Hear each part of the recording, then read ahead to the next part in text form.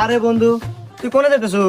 আরে আমি যাইতেছি একটু বাজারে লেবু কিনবেন নিয়ে, ওই ইফতারের সময় শরবত বানাবো তো। হ্যাঁ, লেবু কিনবে যাবে? লেবুর গায়ে আগুন, আলির দাম 180। বলি আর কি আর দেবো ভাই, কিনা তো নাকবই, কারণ আমার পরিবারের সবাই রোজাদার ব্যক্তি। ও, তুই রোজা আছো তো? এইটা কোনো কথা কলু? হ্যাঁ, আমি রোজা থাকবো না?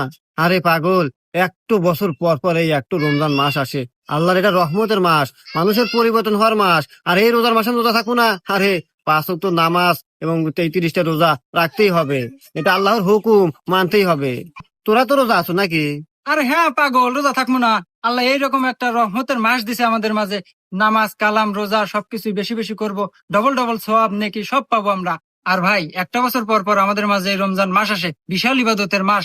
এই মাসে আমরা রোজা নামাজ বেশি বেশি করব এবং বেশি নেকি পাবো। আর আমরাও থাকতেছি আর থাকবো ইনশাল্লাহ। আরে তোমার কথা শুনে অনেক খুশি